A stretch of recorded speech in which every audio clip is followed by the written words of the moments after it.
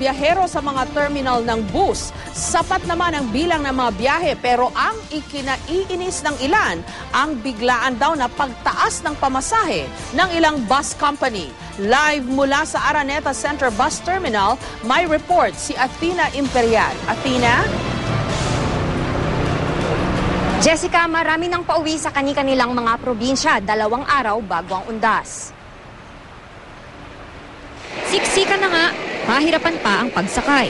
Ganito ang sitwasyon sa mga bus terminal lalo't marami na ang dumadagsa para umuwi o mag-out of town ngayong undas.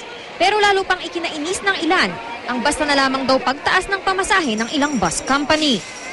Ayon sa nakausap naming dispatcher, karaniwan daw talagang tumataas ang pasahe sa bus tuwing peak season. Dito sa Araneta Bus Station, dagsa na rin ang mga pasahero at karamihan sa kanila pauwi sa Bicol. Saan pupunta yung karamihan ng mga pasahero? Karamihan po, puntang Albay, Kamsur. Iba naman po, Tabaco, ganyan. Sa terminal ng 5-star, alas 3 pa lang ng hapon, marami ng mga pasahero. Si Daniel, sinamantala daw ang kanyang day off para maagang makauwi sa Pangasinan. Meron kasi, baka maraming tao, mahirap sumakay. Nakaranas na po ba kayo ng umigal ng sobrang daming tao, kaya iniiwasan niyo na? Oo, mahirap yung siksikan. Minsan, kakaubusan ng upuan, saka mga tiket. Mahigpit ang seguridad na ipinatutupad.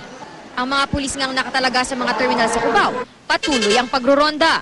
Hinigpitan namin lahat yung mga dumarating, in-inspection yung mga bagahe para maiwasan din yung mga at saka yung mga snatching dito, binabantayan din namin. Nire-relay namin sa aming station.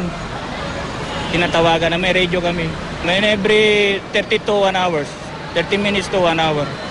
Kasabay ng holiday rush, nag-inspection din sa mga bus ang Land Transportation Office at LTFRB.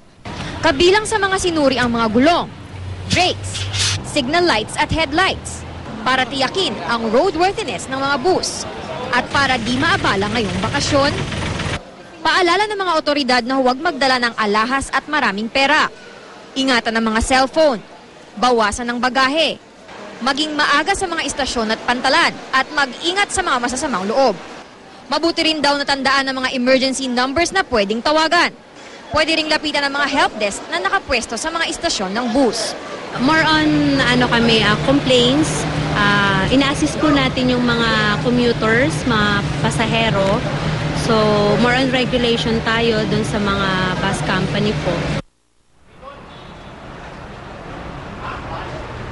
Patuloy pa rin ang pagdating ng mga pasahero dito sa Araneta Bus Station at ayon nga sa pamunuan ng Araneta Bus Station ay inaasahang aakyat sa 6,000 ang mga pasaherong dadating at uuwi sa kanilang mga probinsya hanggang alas 10 mamaya.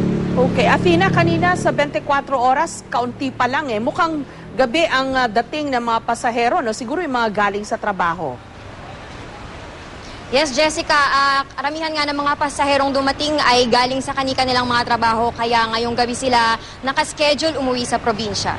Okay, yung pagtaas ng pamasahe sa mga bus, maagang in-announce yun pero mukhang marami pa rin ang hindi inasahan na tumaas ngayong undas. So anong usual na ginagawa pagka dun sa mga pasahero na eksakto lang ang pamasahe? Wala bang consideration na ibinibigay ang mga bus company?